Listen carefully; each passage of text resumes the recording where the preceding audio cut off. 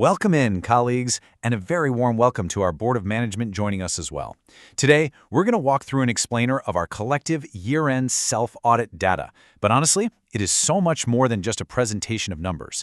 This is a direct reflection of what we told ourselves about our own teaching practice. It's our shared mirror. We built this from our own voices, and it's going to set our direction for the coming year as a truly united community.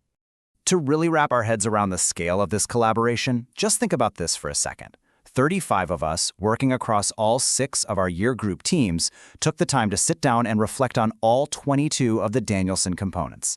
That process generated 770 incredibly honest individual self-ratings, not to mention the hundreds of really thoughtful written narratives that came with them. The sheer scale of our collaboration here is just fantastic.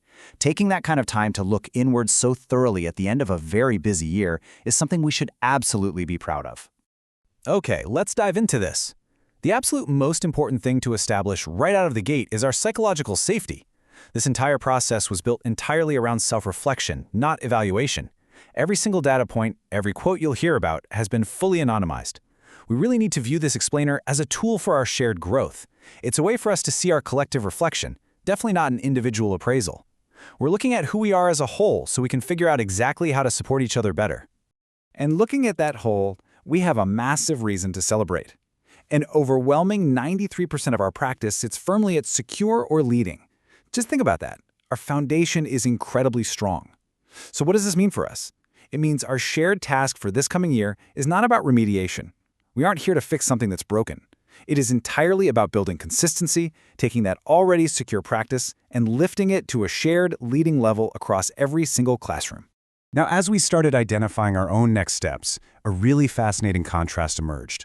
On one hand, planning and preparation surfaced in the data as a sort of quiet gap, an area we didn't explicitly ask for help with. But on the other hand, our single most requested development line was loud and clear. Across every single team, we asked for better ways to capture, track, and genuinely teach from student evidence. We all recognize that knowing exactly where our kids are in their learning is the absolute key to moving them forward. So evidence of learning is definitively our clearest line form. We also spend a lot of time looking closely at the narratives we wrote. And when we talked about things like behavior management and family communication, we weren't saying we lack the capability to handle them in our classrooms. Not at all. Instead, these are systemic asks. For behavior, we're essentially asking for structural support.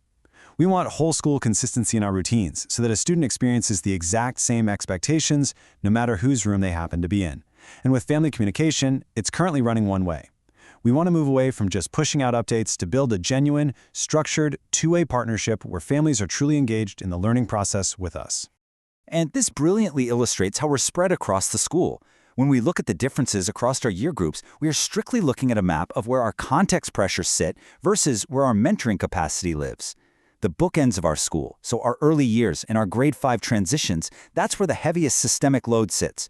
The core, our middle grades, is where an immense amount of mentoring capacity lives. Let me be clear, we are not ranking ourselves here. There is no performance table. We're just mapping this out so we know how to best support each other, making sure the incredible strengths in our core can help lift those natural pressures at our bookends. So the really crucial point here is how we actually move forward together to utilize all that capacity. This year, we are going to look through 4 shared lenses to support one another. We are going to look deeply at student evidence. We're going to step into each other's classrooms to learn. We are going to focus heavily on building consistency across all our rooms. And importantly, we're going to look at the conditions that enable great teaching rather than just asking ourselves for more individual effort. It's all about creating an environment where doing our absolute best work is just the natural outcome. These 4 lenses are going to build the foundation for some major conceptual shifts for us this year.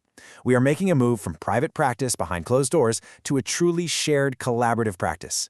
We're shifting from assessment that merely records grades to assessment that actually teaches and changes our very next lesson. We are moving from personal, isolated classroom rules to whole school systems, and we are transitioning from simply communicating at families to actively partnering with them. These are the shifts that will take our already strong foundation and turn it into something truly exceptional. I want to close today by just validating the immense candor shown by all of us. 35 colleagues told the truth about their own practice. That was the hard part, and it is already done. We looked honestly at where we are, and we named exactly where we want to go. The hardest step is literally behind us. But it does leave us with one final thought as we step back into our classrooms tomorrow. With a foundation this strong and a direction this remarkably clear, just how far can we go when we walk there together?